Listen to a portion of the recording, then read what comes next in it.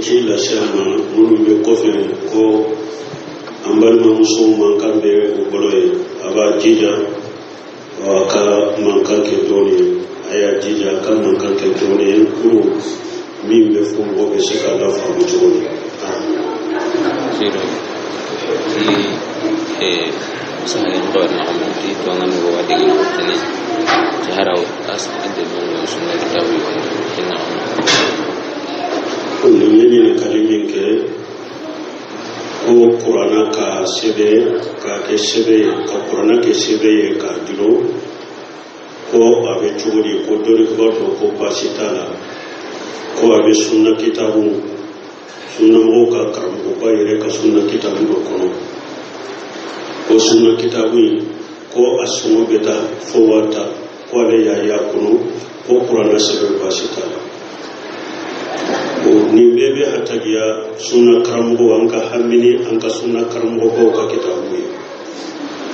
parce suna karambo yire do fana ko kontura ko alebe kitabu de laje ka kafo ko doni taburo ko be doni ko ka kitabu de laje emi go fo wa de be jige ka an wa te jige ka e puis fo ka suna karambo ko anku ka kitabu ko na laje ko dole parce que ni mo do ba fe ki kan kalon do si dro beta noro an ka suna karamo do de la ka suna karamo ba do beta ro noro o de la e ma hari hadisa de fu ya bara ba fu hadisa mi man ko de fu do be mawdu do bara beta ta abu hurata de ko be abu bakar se ba banu hadisa de fu beta ta ko de la ko ci de ko te kaso de fu ma bo yoro da de munu be hadita nyori fu kata se do ma de fu mo bara ni kalon tigida ni la ni tugu ba fe ko kala ni tugu sabati fu kata noro sunna karam ba do de la puro o yere ba do sunna mo dale be wonde la wala be hata ya fa ka sunna karam ka kitab corona do de miye ishaqa bin rahawi ani mo do de la ka bila ni wonna masayra do la dobe aka faye karambo pere bade ayi kitabu dila masala inna aleni famo ni fiun ukoni masala ninde ayi ishaqa kunara hawai ko ako masala intende nyere masala ninde ode bi ka fa kitabu e fa kitabu de ba ko akune ka fa ka kitabu ko ako ko ni beje ya sisa ako tata ifa ka kitabu ni kitabu masala tata kana atara kitabu ta kanana jamala ako ni nimuro hake kitabu ni nimuro hake adai aya dai ako ewa ke munu sebeli munu ba kono sebeli ujate ni sebeli hake sataru chamanche la ibe kuma iso ka be dusi ka kuma info kunna abe kitabu nimuro minna abe paji minna paji sataru hakem ya be yoro mi kafai uye kitabu daire ya kuma iso akoye ni be durusida ko ho ne nonu na nyogona ke nyogona de nyeski donc fonka ko kalama donc nambora o yoro la minye qur'ana sebe ulama o doni ko kuma sabe de ba kuma folotiko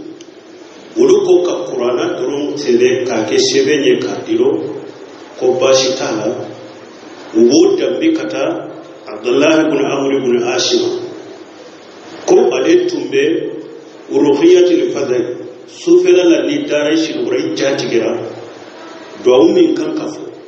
ko aba la kala ka deuna ba tushi ko ni dimmi hakili gilera na ma se ka tushi ko aba sebe papela ka dilo kana donc ko da ko ka Qur'ana sebe ka dilo basitala me min fule ni shagal bari ko ni masabati Abdullah ibn Amr ibn Asim ni masabata ka kuma do hari kitabu tawhid Muhammad ibn Habwana tiye ko buka de lake ni ma masabati Abdullah ibn Amr ibn Asim ka barata masabata ka donc min yesebo ye ko shige ni kera amasabati seba denkele boro seba kele amasabata boro ko Qur'ana doro mbesiga ke sabai sabi amasabati seba boro uya dambe kata sheba ba masabati sarafu fana a masabati kafo asabati de fule sarafu yere fana bolo kafo qur'ana kake sebe fo sarafu mofra ataw ane al-baqir nunu fana nunu ye tabina wi nunu fura bolo sarafu la ko sabati na nunu de bolo ko qur'ana bese kake sebe ne mais a masabati sarafu su bolo ya dambe kata sarafu ma a masabati sebe donc ni ye kuma fulo ye min ye ko ala dagara qur'ana dron ka ke sebe kadilo ama dambira kata sheba ba masabati sarafu sali wa dambira kata fiwo fina ama sabati ko tabina ataw anal baqi ni ye kuma fulo ye kuma fulana tigu ko adagara qur'ana dron sebe kadilo lira fui balai ni bana ubi ka pura ka korta ka boyka komi ni bana bila abe daga ka qur'ana sebe ka dilo pura ka bana ta ka boyka la yazuzu ta'alluquhum li dafi balai komi ate daga ka dilo puru aka bana kumbe mana ko ni bana bila abe se ka dilo kan me kana dilo kumbe bana kumbe nai uyen ni fana dambi katamba Aisha tuma ni de kuma fulana yi ni dambira katamba Aisha tuma fana shige masabati ni masabata ba Aisha tufana ka kuma sabana ciku urugo ko ate daga hari qur'ana doroy ka sabe ka diwa ate daga ni sabata Abdullah bin Mas'ud sabata le ya ira ka qur'ana sebe ka dilo ka ke sebe ka dilo haramu Ibrahim annaga ifana ako kanu yakrahuna tamaima min alquran wa ghayrihi Ibrahim annaga yi tabina dedo ako utumbe qur'ana ko utumbe siben ko akera qur'ana tanan utumba ko ako jon utumba ko Ibrahim annaga yi ko akambe jide kasebo bema kanu yakrahuna ko akambe jide kasebo bema utumbe qur'ana kasabin diro qur'ana te kutumba ko akambe sebo ne doko ay ko akambe Abdullah bin Mas'ud na ka jamama kutumbe qur'ana ko e utumbe sebe ko ni qur'ana tara do utumbe sebo har na kera fana doko kanu be sagi kata sebo ni belema doko be sagi kata Abdullah bin Mas'ud na ka jamama donc kuma sahale yemiye ni kuma sabara hari qur'ana duro ka sebe ka dilo haramu do silamiya sariyala do yere ya do shirku ko mona delila damado delila folo chide ni sebe haramu ya ma sebe mo sebe la tuma mi chide ni salolu fo ni salolu do dagara salolu do haramera ayu bono salolu min te shirku ya go la daga saloli min yesirku ya yo haramu ya me sebe amu faranfasha na aye sebe de haramu ya drama faranfasha se do sebe na kiden fona kira ni bangeli de na ya so faranfasha be sebe na kiden tumba faranfasha ne kuma yes saloli faranfasha ne to donc ni kiden ma sebe ka sebe ba faranfasha ka sebe mo sebe la hari qur'ana sebe atebe kele fulana ukadela fulan mun ko haramu do ko basiga sabatira Abdullah bin Mas'ud ko no tola asabatira Abdullah bin Mas'ud ko ko jire ka se ko qur'ana sebe dirole haramu ko so ba masura la se ko donc o yaira kuma girile o bayira o kera ko mi ijma'u o kera ko mi seba be benaka ko qur'ana ka sebe ka dilo haramu parce que Abdullah bin Mas'ud ko haramu do sebo kela seba shima so shebo furati mo sabati kadoka niya so baga masura la shebo la ko o yaira be ko mi shebo be naka ko qur'ana ka sebe ka dilo haramu ni je fulaiwa dalila sabana kiyon ko man ta'allaqa shay'a ukila ile hadisa sale ko na kungu gongo ni fi mo fe dilo yirela pour aka banado de guli ube aka baludo kumbe kwala bi ka moto ko kilen ko shayya ne kira fi shiya nafi kilen ko shayya fi mo fi yati ama fembo fela ama sebebo sebela ko femmo fe seja Qur'ana sebe de no kono nekira de ro fi siyaq an-nafi kide ma sebebo sebela akumanta Allah se wukila ile nite delila sabaya della nanina saddul zariya saddul jarida ko Qur'ana ka sebe ka dilo a haramu yara ka sira datu ka da furan ka fama ni e Qur'ana e sebe yara e kana a ko karasa jiro ko sebe ye furan ka faya de akunne ka sebe ye Qur'ana de ambe se ka fara hari na ya so khatimu de bala jinnatu de bala be to akanna furan ka faya be chari ga te chari puru ka sira datu ka da furan ka faya ma Qur'ana sebe ka dilo haramu do parce que nan ko fente Qur'ana ka sebe la nan yemu wongo ni ka ko sebe haramu ba funne tay Qur'ana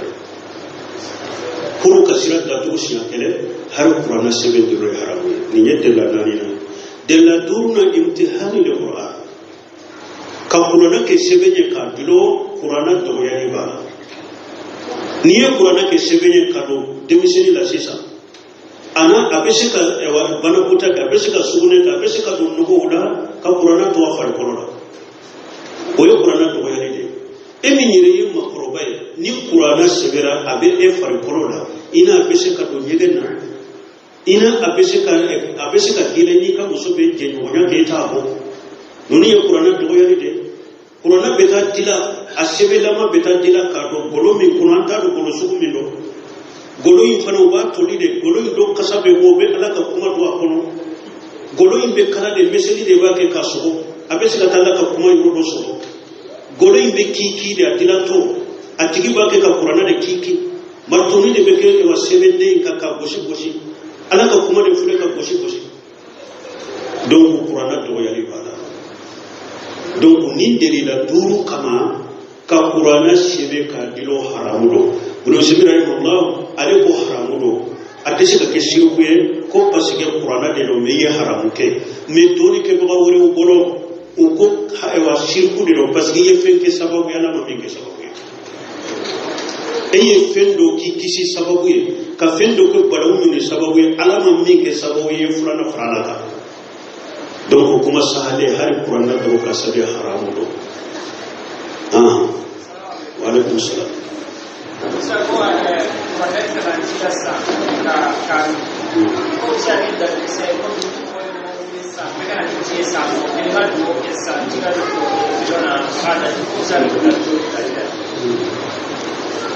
ko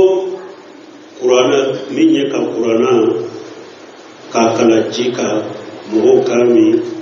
ka kwara obese ka ke darubewa mo mi be kala ke jika ko mo be kanata salafu ye Qur'ana kala min ke jika wede ni mo kere na ema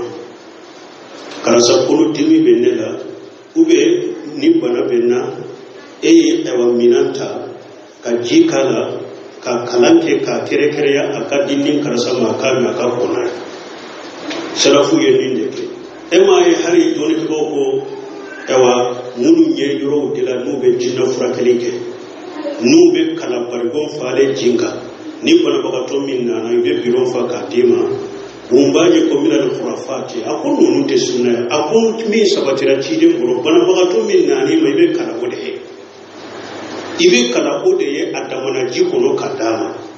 me ka kala barigo kono ni mo mina na bache kadama ako salafu mo ko te sunna oye ka ko ka wurde mina la kato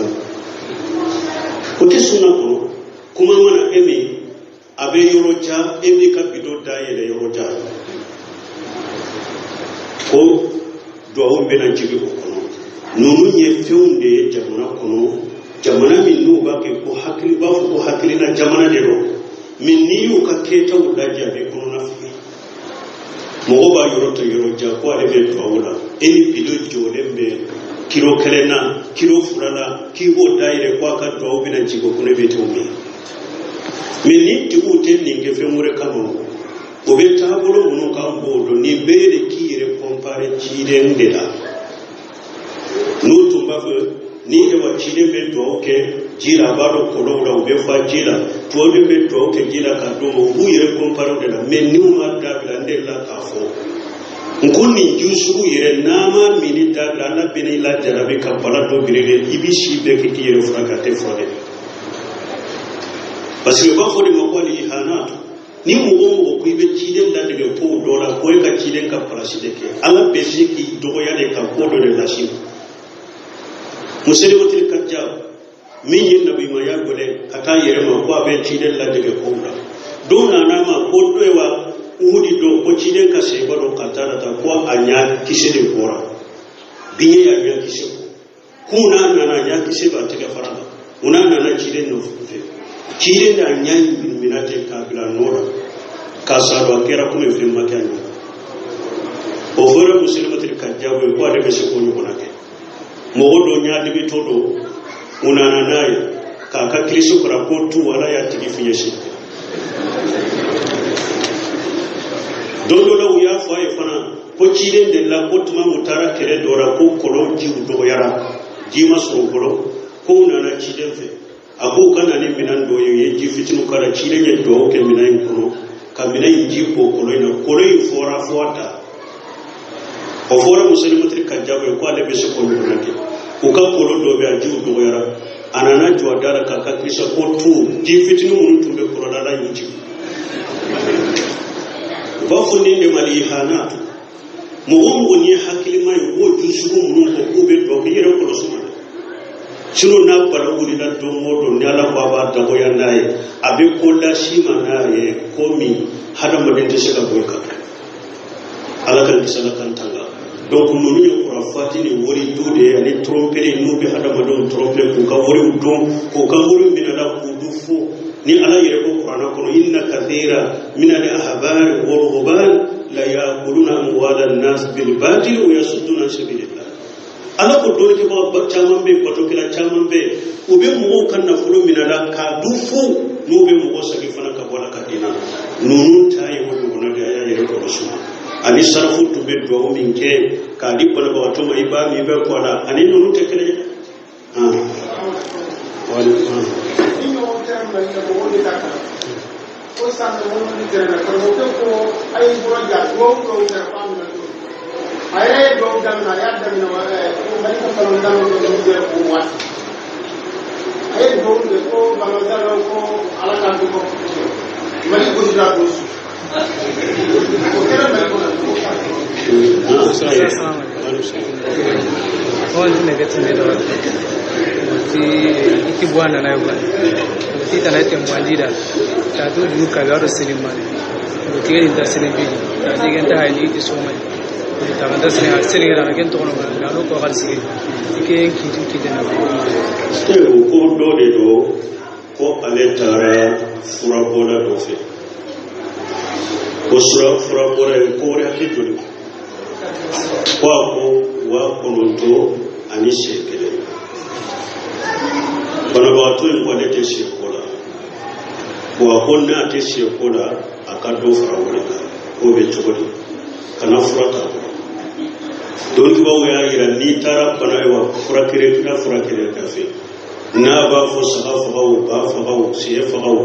ko saga faga ni se faga ewa nunu ni bana fura kire te ko sala bana furakira kira be ni fo ko nunu ye tamashe de ani shaytan de be baraka no na ko ikado fara wore ka kure moye mana ni e maso ka seyisa shey mori de be fara wori ka ayre ba so ayre be seyisa parce que ka shaytan de be bila ko na seyin kasa donc kana furata ko parce que ma biya ta ko hakkan tuma be islamiyara ako chidema ako mu tumbe anna kan do jahiliya la ambita ko na fili no sigarede chidem ko la tati akata na tufe asabatile no mo be la geli de ko be ni ko sugude kana harafrata har na ko be frase ko di makanata har na ko tilla geli ke tanken no ko sabatira la italen ko be ka ko la je ko be arambe ko tima nete la geli fe ta ni do masino be ni wasu mo masino be na ni tala mo be ke la geli ne be ke sabeka donc chidem ko kana tufi de pew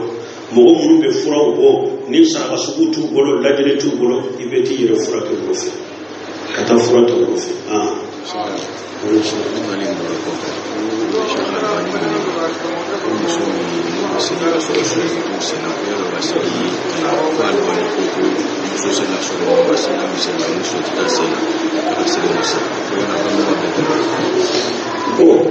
ko mugodo ko